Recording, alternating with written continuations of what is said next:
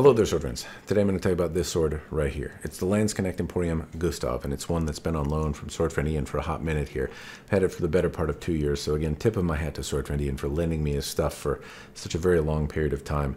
Finally getting around to reviewing it, and I'm glad that I let this one simmer for a little bit, because initially I'll admit I wasn't a huge fan, but that has certainly changed over time. And the spoiler of this review is I like the sword. I like the sword very much. But before I get into the review, a couple quick caveats. One, this is not a review sample. It's somebody else's personal property, and I have to keep it, or at least not intentionally try to break it. So I did use it. I did swing it around, and I'll share those experiences with you, but no abuse in this particular review. Two, I do study swordsmanship. If that's not apparent, I do try. But if that's not apparent, I do study, but none of them happen to be historic European martial arts, so I don't really know how to use this in any particular official system. So keep my musings and ramblings with that context in mind. Anyway, this is a $500-ish sword. I think it's 455 euros, and at the rough exchange rate when I looked last, it was around $500 in the configuration that you see it here, which is left-handed with I believe the standard wood. This might be the box wood, I'm not sure, so maybe it's a little bit more. I believe the D-guard is standard, and then it comes with this, or in this configuration, the scabbard with these little baldric pieces here. I'm going to give you a little bit of a visual tour, and then I'm going to show you some usage, talk about moving it around, and then tell you whether I think it's worth it or not. The spoiler is yes. But anyway, hopefully, however long this video ends up being, I'll elaborate on why I think that is in a way that seems logically justifiable. As it is, $500 is the kind of rate I'm going to think at in terms of competitive analysis and stuff. I'll try not to compare it to things that are much lower or much higher, but that may be inevitable because there's not a huge amount of messers on the market. Anyway, on with the show. So generally, I start with the end cap, the pommel, the bit here, and there's not really a pommel per se, but there is a little cap that runs over the end, and I don't exactly remember what this is called. There's likely a name for it, but I don't recall. What I see here is basically a plate that's made to fit the shape of the little swell at the base of the guard, and it has a peen in it. So a lot of the other messers that I've seen from Landsknecht Emporium don't necessarily have a peen because they have scales with rivets running through them, and this one has a peen area here. And there are some somewhat rough hammer marks and things like that on the peen area, and that's one thing that I've mentioned in many Landsknecht Emporium reviews. I should probably get out of the way here.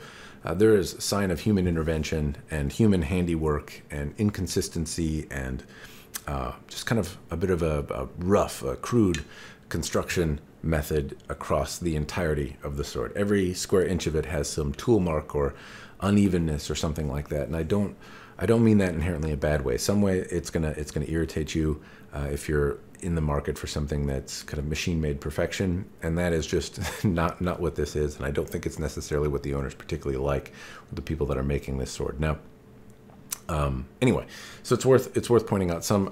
I prefer machine-made perfection in fairness, but some of the roughness of this sword, the kind of handmade medievaliness of it, if you will, is has grown on me, so to speak, and I've come to appreciate it maybe a little bit more than I did at the get-go. But it is worth pointing out that these kind of hammer marks that I see, some of the tool markings, those are going to be present, and I don't want to harp on it over the course of the entire video.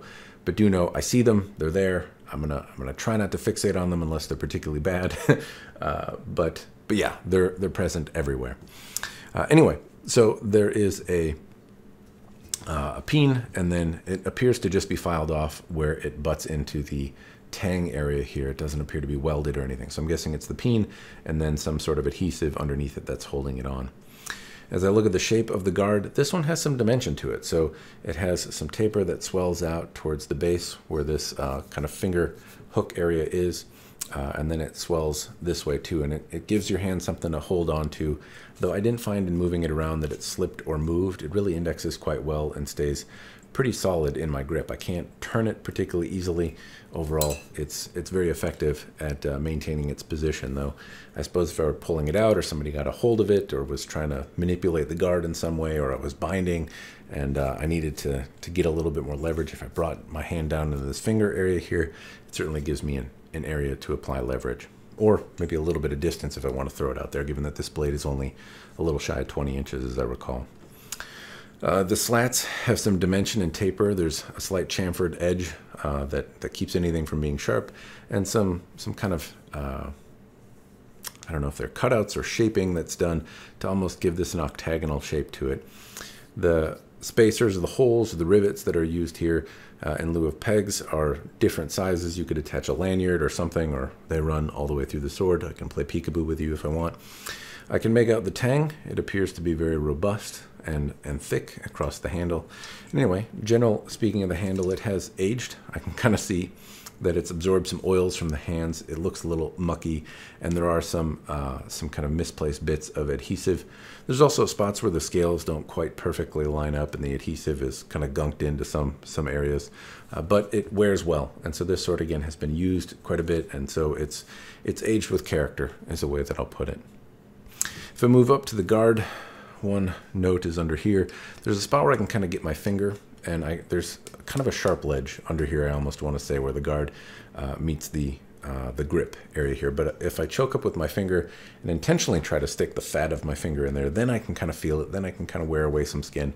I did notice it to be problematic in actually striking things, though I was testing it on kind of a cold day. I tend to do it still barehanded, but with a glove, not something that I noticed at all. I like the shape of the D-guard. It has a nice aggressive point here. If I wanted to come and give you a bop in the face. I don't know how strong these are. I haven't tested them or hit anything with them, but given that it's not secured and kind of tapers off, I'd hope it's pretty robust material, because this guard looks like it's made for punching. It's got some uneven kind of asymmetry, if you will. It has some taper, swells up, and it's just a little different looking in terms of the guard shape. Swells out to a blocky shape where it meets the blade, and then there's the nagel that's hammered through.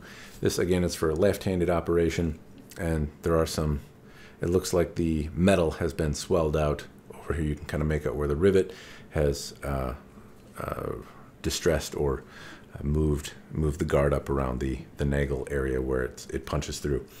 I'm at a loss for words today, which is not great for YouTube. If I look at the nagel and how I hold my hand out too, I don't know if this is necessarily a bad thing, but my stupid knuckles stick out further than the nagel does. So this looks like a good catch. It could bind.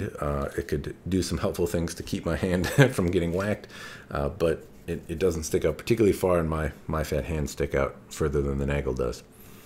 One thing I do want to point out, though, is the gap around where this meets the guard has kind of been hammered to shape. So for what criticism I can give the nagel for kind of distressing the metal and creating some bulges or swells, it does look like it's been hammered to the rough shape of the actual blade and given it a pretty tight tolerance around where it meets. So it's one thing that I tend to harp on quite a bit in these reviews, is that gap tends to be too big. And here I see that it's just been hammered close, and so I kind of like the percussive maintenance side of it. Anyway, I'll talk a little bit about the scabbard. These are somewhat simple, but they're not terribly expensive. I want to say this is like 120 or 150 euro, which isn't nothing, but at the same time is not the most expensive scabbard that you can buy. It has kind of a rough and tumble shape, though again, this has been banged around both in shipping and in usage, and so I don't think this wear and pings and dings necessarily come standard, though the Landsknecht Emporium pieces that I see tend to have kind of a rugged look and some unevenness. They're not perfectly evenly dyed and things like that. I guess even new from what I can tell. Some of these blotches and things like that, I would guess, are not the product of wear or usage, but again, it kind of goes with the aesthetic that I mentioned earlier. The harness system isn't one that I particularly was fond of. I find that it certainly does the job, but it seems to hang a little bit odd. I almost want this to point up a little bit if I were to grab it. I know this is left-handed, but anyway, I didn't find the belt system to be particularly great. It looks nice, and I do like these little brass baldric-looking things. They are neat-looking, but it holds the blade in kind of a way that I'm not particularly enthusiastic about. Maybe I need to tighten it up or suck it in a little bit, but it felt a little odd when I had it hanging. And there's not much you can do to adjust it here, though I imagine I could untie this knot if I wanted to, though I'm just not going to futz with it too much. Anyway, the scabbard does what it's generally supposed to do. It holds it. If I shake it too much, then it comes out. It has about the right amount of tension that you would hope for. It doesn't line up perfectly here, and it rattles a little bit, but you know, in terms of general shape of the scabbard, it does the job, and I think it looks reasonably handsome. The blade, the pointy stabby part, is cool looking. It has the aesthetic things I talked about earlier. There's ripples and there's some small pit areas that may not be original. But this one came pretty sharp. I don't think Sword Friend Ian has sharpened it. It came with a reasonable edge. I had some mediocre luck in cutting with it, at least in some aspects. In some ways it moved really well. In other ways it tended to bat things around. I don't know why, but after feeling this with maybe a drier hand, it doesn't feel like maybe it's quite as bottle cutting sharp as it could be. Anyway, interesting dimension. It has a secondary bevel to the fine edge, a nice reinforced edge section that rides up, then a very deep, wide fuller that likely mitigates the blade weight. This still is not a light sword. It's 2 pounds, 3 ounces or thereabouts. I'll put the specifics in the description down below, along with whatever else I can find and links and all that stuff. But it's not a light sword. It's over 2 pounds, and that could be a two-handed sword. But this is a one-handed choppy boy. For what it is, though, this fuller is acting to mitigate some of it. It's got this little step, and then the false edge, which is not so false. This is actually reasonably sharp. Goes into this clip point area here, and overall, it's just a really cool, imposing, fun, awesome-looking shape. And it is a stout, aggressive, choppy thing, and it was really fun to swing around. I had a lot of fun in moving this, and that's, I suppose, the next thing I should talk about. Dimension and blade profile wise, it's cool looking, and hopefully the shots and stuff give you some idea of what to expect. I don't know what typology this is exactly, but I do think it's as in talking to Adam and Artem, it has some asymmetry to it that I'm sure they really like, and I happen to think that the shape has grown on me. It's aggressive and choppy and stout and cool looking. Anyway, in terms of cutting with it, like I said, I had some success and some not. And now that I've taken this out and kind of felt it without freezing cold hands, I imagine I could have keened up the edge before I did anything with it. The good news, index-wise, I thought it held up really well. I didn't have problems in a glove. I didn't have problems in bare hand, apart from it being quite cold. It felt really secure in my hand at all times. It doesn't move around. It doesn't bounce. The shape is a little bit blocky, but it's a good balance. So I've some of the other Landsknecht Emporium pieces that I've had were a little bit blocky and painful on the hand. This didn't hurt. It didn't push into the fat of my hand uncomfortably. There were no uncomfortable ledges or anything that caused me, my delicate mittens distress. And it stayed secured and was easy to keep edge alignment. And thrusting wise, somehow where this point is feels really in alignment with me. So I feel like I can be relatively precise with this stout, choppy thing. My hand feels connected to this big swelled section out here. So in terms of cutting what I want, it's pretty, well, I feel connected to it, I guess I could say, kind of right at the outer edge of the blade. With this tip, I actually had some pretty good luck in keeping my tip alignment on when I was trying to do some thrusts. Obviously, it's not a terribly thrust-centric sword, but it's got a pointy bit on it, and I felt like I could use it effectively. Though I was cutting in the bitter cold, so I didn't do a whole lot of it. It's still really quite cold. I haven't had an opportunity to go out and do other fun stuff. My tatami mat is few and far between and freezes before I can get to it. So that is all the cutting I'm going to do with this one. But anyway, hopefully what I did was effective. I had mixed results. I can't say that it's bad, and I can say that it's going to have better luck if I put a keener edge on it. But that's been the case with a number of the Landsknecht Emporium pieces. All right, sword friends, now is the part of the review where I answer the question, do I personally think it's worth it or not? And yes is the short answer. I already spoiled it at the beginning, but it's a little harder for me to gauge value on this. This is in big knife territory, and I'm less familiar with the manufacturers of knives, and I'm less familiar with the manufacturer of messers, and I don't know exactly what other options are available out here. But in what I've gone through and looked at, it doesn't seem like the options are prolific, if any. So there are other messers out there. Some are a little less expensive, some are more, and I have less experience with them. But I can, at least compare it to some of the other examples I've had with swords and why I like these pieces from Landsknecht Emporium. They're doing things with dynamics that I find missed on a lot of these sub $500 swords. Not all, but certainly some of them. And for 500 bucks, I see a command of distal taper here. I see attempts at a very elaborate geometry, even if it's somewhat crudely executed, with a deep, wide fuller, some interesting, like a little step here and a false edge, and a nice clip point, and the way that they meet up here where the tip is reinforced. I see a handle that has some taper in both dimensions, that keeps my hand locked in and where I feel almost glued to it, where I could bind and wind, I could control another person's blade with leverage, and I have both something that feels authoritative in the chop and like I can control the tip in, kind of a close quarters, choppy kind of way. It's just crude and rough looking, and I think it's really cool. So yes, I like it. I think it does the important things for a sword quite well. But it is admittedly somewhat crude in the construction. There's imperfections. I mentioned them earlier, and if that's something that bothers you, it's really going to bother you in some of the pieces from Landsknecht Emporium.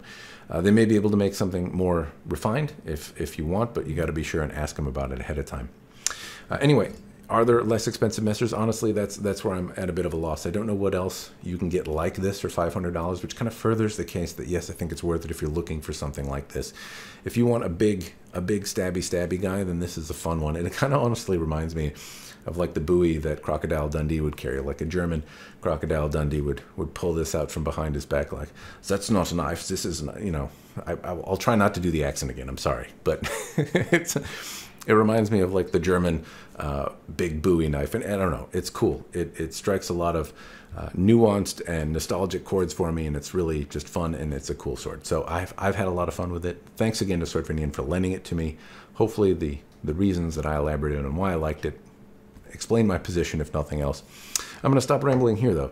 That's all I've got. I do have one more Landsknecht Emporium piece to review. Hopefully I'll get to that before I've had Sword for Indian stuff for 3 years, and it's the big monster one that I've got to do next. So I'm going to stop here, though. Thanks again to Sword for Indian, though, for lending me for so long. It bears reminding. I'm very grateful for it. That's all I've got for this review, though. Cheers, and thanks for watching.